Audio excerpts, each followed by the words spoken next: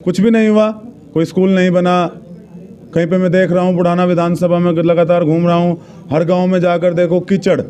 सबसे ख़राब रास्ते मुझे अगर दिखाई दिए हैं कहीं गांव के घुसने के बाहर के रास्ते, तो सबसे ख़राब परिस्थितियों में बुढ़ाना विधानसभा है। रास्तों का बुरा हाल है। गांव में जो गरीब लोग मैं देख रहा हूँ, किसी का भी ना तो आयुष्मान कार्ड बना हुआ है।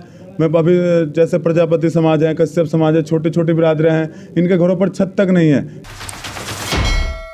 नमस्कार, आईपा के मंच में आपका स्वागत है। मैं अनमोल कुमार।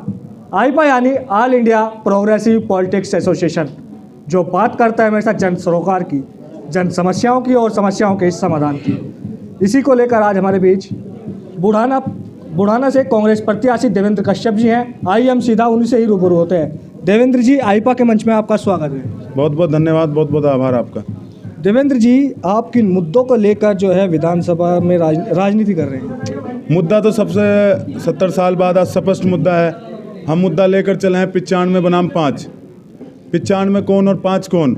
हर गांव में अगर बात करें या पूरे उत्तर प्रदेश की बात करें गांव की, तो 5% लोग सिर्फ गांव में सक्षम होते हैं, जो अपने बच्चों को अच्छे स्कूल में पढ़ा सकते हैं, अच्छा इलाज करा सकते हैं, अच्छा खाना खा सकते हैं, अच्छे घरों में रह सकते हैं। और 95% लोग, वो किसी भी जाति के हो, किसी भी धर्म के हो, चाहे हिंदू हो चाहे मुसलमान हो, वो किसी भी धर्म से हो, किसी भी जाति से हो, वो परेशान है। ना तो अपने बच्चों को अच्छे स्कूल में पढ़ा सकते, ना अच्छा इलाज करा सकते, ना उनके पास अच्छा घर है। तो हम 95% के लोगों की लड़ाई को लड़ रहे हैं और उनके 3 ही मुद्दे हैं। उन मुद्दों को लेकर हम पिछले 7 साल से सड़कों पर आंदोलन कर रहे हैं और हमारा आंदोलन ये चुनाव के रूप में चल रहा है और इसको फिर हम लखनऊ लड़ेंगे। 3 मुद्दे हमारे हैं। पहला मुद्दा है शिक्षा, कि जो भी ये 95% लोग हैं, इनके भी बच्चे वहीं पर पढ़े हैं जहाँ पर उन 5% लोगों के पढ़ते हैं, और इनको भी फ्री में शिक्षा मिले, चाहे डॉक्टर पढ़े बने, चाहे इंजीनियर बने, डॉक्टरों की पढ़ाई सब फ्री होनी चाहिए। दूसरा चिकित्सा फ्री होनी चाहिए। और तीसरा हम रोजगार के मुद्दे पर इनके लिए लड़ रहे हैं। हाल ही में बीजेपी के विधायक थे उमेश मलिक, क्या लगता है उनके द्वारा क्या कार्य विधानसभा बुढ़ाना में कराया गया है? सबके सामने कोई कार्य नहीं कराया गया।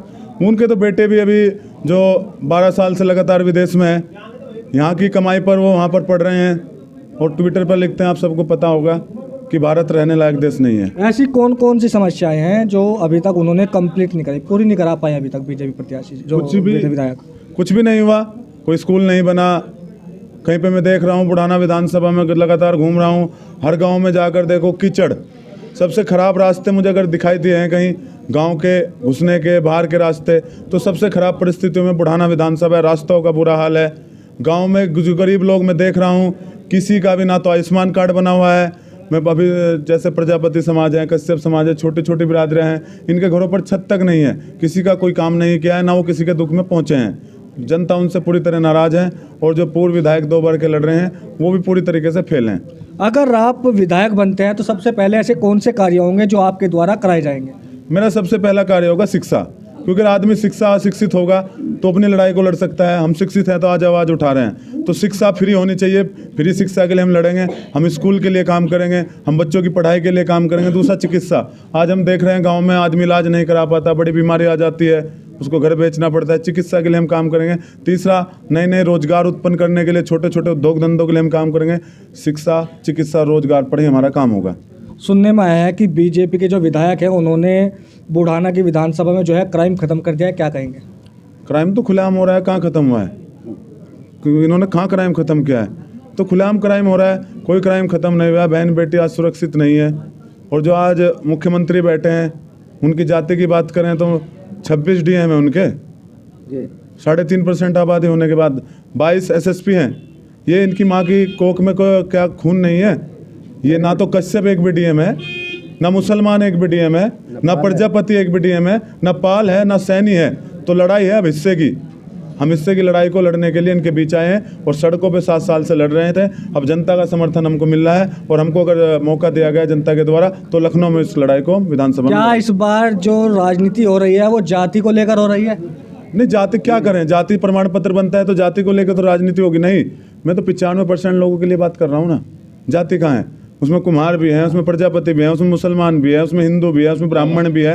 हर जाति के लोगों के पास ऐसा सिस्टम नहीं है कि वो आप हम सब लोग खड़े हैं जितने। आज किसके पास पैसा है कि 25 लाख रुपए देकर वो अपने बच्चे को MBBS करा ले। आज किसके पास पैसा है कि 3 लाख रुपए साल खर्च करके वो BTech करा ले। ये लड़ाई मैं जाति पे नहीं लड़ रहा हूँ, 95% लोगों की लड़ाई लड़ रहा हूँ, किसी भी जाति का हो, किसी भी धर्म का हो। जाति की बात तो भारतीय जनता पार्टी करती है, जाति की बात तो अखिलेश यादव करते हैं, जाति की बात तो जयंत चौधरी करते हैं। हम जाति की बात नहीं कर रहे हैं क्योंकि हम उस पार्टी से जो सेकुलर है। कांग्रेस पार्टी ने कभी जाति की बात नहीं की, कांग्रेस पार्टी ने कभी धर्म की बात नहीं की। कांग्रेस पार्टी ने सबको सम्मान दिया है। इन्होंने सिर्फ दुष्प्रचार फैलाया था। अब उस दुष्प्रचार को दूर करने के लिए हम इस विधानसभा में आए हैं। शिक्षा की अगर हम बात करते हो, शिक्षा की ओर कितना प्रयास आप करेंगे? शिक्षा का अभी तो मैं तुम्हारे सामने है, 2 साल से कोरोना के रूप में ठेके खुले रहे। हमारे बच्चों को लाइन में लगाकर शराबी और जुआरी बनाया इन्होंने। 2 साल से स्कूल बंद कर दिए गए। जो 3 साल का बच्चा स्कूल में एडमिशन दिलाना था, आज वो 6 साल का हो गया, उसकी खत्म हो गया बेस। जो 8वीं में था उसकी 10वीं खत्म, जो 10वीं में था उसकी 12वीं खत्म, जो 12वीं में था उसकी ग्रेजुएशन खत्म, और जो ग्रेजुएशन था उसकी ज़िंदगी खत्म। इन्होंने खुलेआम ऐसी साजिश के तहत बच्चों का एक पीढ़ी पूरी इन्होंने बर्बाद कर दी है। हमारा काम होगा कि हम स्कूल और शिक्षा को बढ़ावा देंगे। तो इस सरकारी स्कूल में हमारी यही मांग हो, यही लड़ाई हम लड़ेंगे कि सबके बच्चों को एक जैसी किताब मिले, एक जैसे स्कूल मिले, एक जैसे टीचर मिले और फ्री में पढ़ाई हो। महिलाओं को आत्मनिर्भर बनाने के लिए क्या प्रयास आपके रहेंगे? मेरे क्या, हमारी माननीय प्रियंका गांधी जी आपके सामने, आप तो देख रहे हैं ना, प्रियंका गांधी जी ने खुद 40% टिकट महिलाओं को दे रही है। किसी भी पार्टी ने नहीं दिए, वो 40% टिकट दे रही है। उन्होंने कहा कि सरकार आने के बाद हम महिलाओं को 40% नौकरियों में भी आरक्षण देंगे। उन्होंने महिलाओं के लिए स्मार्टफोन का वादा किया है, लड़कियों के लिए 12वीं पास के लिए। उन्होंने कहा है, प्रतिज्ञा ली है कि अगर कोई लड़की ग्रेजुएशन करेगी तो उसको स्कूटी मिलेगी। उन्होंने किसानों के लिए भी वादे किए हैं। उन्होंने किसानों के लिए कहा है कि गन्ने का मूल्य 400 रुपये होगा। उन्होंने कहा है कि 2500 रुपये में धान बिकेगा और किसानों का कर्जा माफ़ होगा, और जो बिजली का बिल गरीबों का आता है वो हाफ होगा, आधा होगा। इन लड़ाई को हम लड़ रहे हैं, उनकी प्रतिज्ञा है। कितना समर्थन जनता का आपको मिल रहा है? ये आप जनता से पूछ लीजिए। हम लोग गांव-गांव जा रहे हैं, बहुत प्यार मिल रहा है। मैं धन्यवाद करना चाहता हूं। मैं पेशे से इंजीनियर हूं और मैंने हमेशा परिवर्तन करने के लिए आंदोलन किए हैं। मैं जब 20 तारीख को यहाँ आया, मुझे लग रहा था कि कैसे चुनाव होगा, लेकिन जैसे जैसे धीरे धीरे इन जनता का मुझे समर्थन मिल रहा है, मैं इनका दिल से आभार करता हूँ और इन्हें विश्वास दिलाता हूँ अगर मुझे मौका मिला तो विधानसभा में मैं इनकी लड़ाई लड़कर दिखाऊंगा। ये हमारे साथ कांग्रेस प्रत्याशी देवेंद्र कश्यप जी थे, जिनका साफ तौर से कहना है कि मैं स्वयं ही जनता के बीच जाकर जनता की समस्याओं को सुनूंगा और समस्याओं का समाधान भी करूंगा, और महिलाओं को आत्मनिर्भर बनाने के लिए मैं लगातार प्रयास कर रहा हूं और आगे भी करता रहूंगा। अपने सहयोगी नीरज के साथ आईपा मंच के लिए मुजफ्फरनगर से अनमोल कुमार की रिपोर्ट।